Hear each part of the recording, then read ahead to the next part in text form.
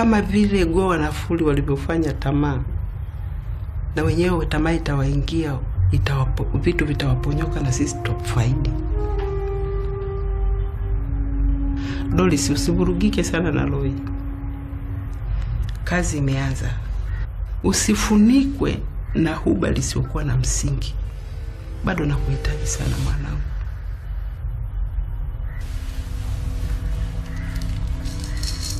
Yamujuginyi takutagaze, yamujuginyi takutagaze, na umukwelema ibiniye.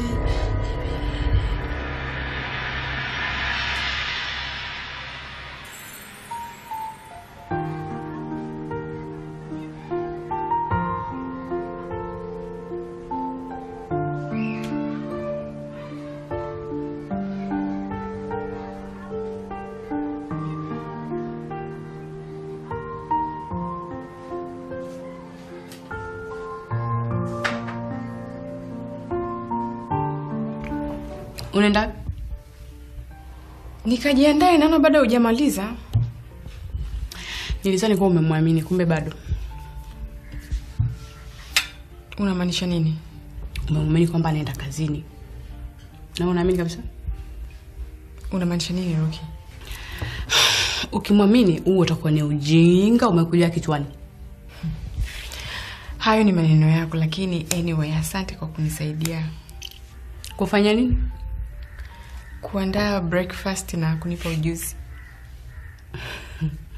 Hii nimefanya kwa ajili yangu na si kwa ajili yako. Nilidhani. Ulizani nini? Kwamba nimekuachia?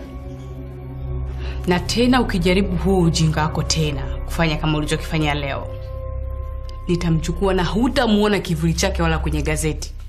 Kwa hiyo unamtisha nani? Ngoja nikwambie. Kama unahisi sisi ni pacha, basi nitakunyamazia tu. Kumbuka huyo ni Roki mwenye. Nikitaka langu ni lazima litimie. Weka hiyo akilini kwako.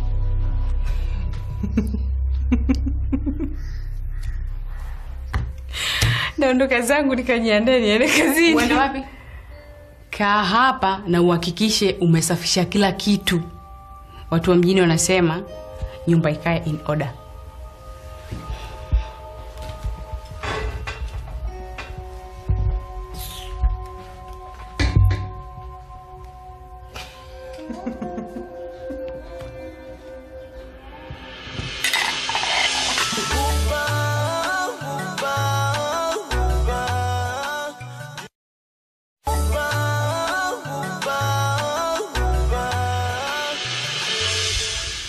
Mimi naomba niwaache kidogo.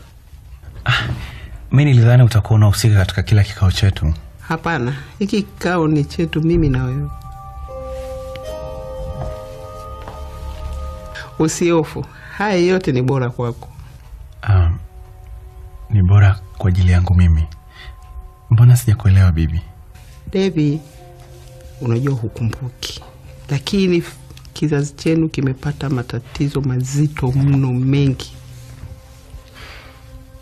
Kimepoteza mali, kimemwaga jasho mpaka na damu. Kumwaga jasho na damu. Mbona sijakuelewa bado? Mnapigania kazi. Na ikizidi mpaka damu zinamwagika kwa wale ambao mko karibu nao. Tamaa na ubinafsi ndio huruka yao. Kama vile baba zako Goa na Fuli wasingefukuzwa kule kijijini, kizazi chenu kingekuwa kimepotea kabisa, kimekwisha. Unaonekana unaijua sana familia yangu kuliko hata mimi mwenyewe jinsi ninavyojua. Hilo sio muhimu kwa sasa. Najua utawapata na kuwaona kwa matendo yao. Tamaa na ubinafsi ndio huruka yao. Ndio maana kizazi chenu chote kimelaniwa.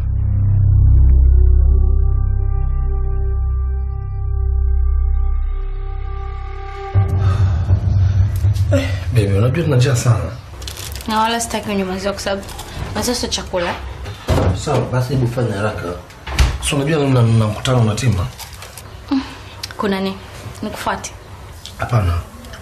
Lazima niende kule leo mapema niweze kaniandae kwa ajili ya kutengeneza ile collection. So ni lazima nielekeze na wale wachoraji wake ili niweze nikae nao nikachora wote kwa pamoja. Speaking of that, I'm so excited kuona unafanya hiyo kazi. Especially unakuwa mtu wa kwanza kufanya kazi ya Tima. Unajua ile itakusaidia sana kutangaza wewe, afu istoshe pia kufanya nyimbo zako ziweze kupata umaarufu zaidi. Ni kweli, lakini ni muhimu sana kuangalia mkataba. Ndio muhimu sana. Muhimu sana babe. Tena usije kanisahau mimi meneja wako. Umeelewa? Umake lazima vitu kama hivyo kusaini mimi niwepo. Nikumbusha kitu. Juzi hapa Hansi alinisainisha mkataba mwingine mpya. Nani? Mkataba gani huo? Wakati tulishasaini mkataba ule wa mwanzo. Lakini huu ni mkataba aliniambia ni international kwa ajili ya kupeleka nyimbo zangu international. Nandi, umesaini? Come on. Babe. Nisamee, unajua mimi nilikuwa na hasira kiukweli, sijafikiria mara mbili. Lakini kwa nini mbadiliki na ndio wanawake mko hivyo? Kwa nini?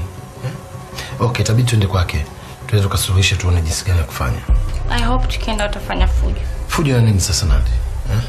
Yeye mwenyewe anafahamu fika kwamba hawezi kufanya hizo vitu bila mimi kuwepo. Wacha mimi nikajiandae niende.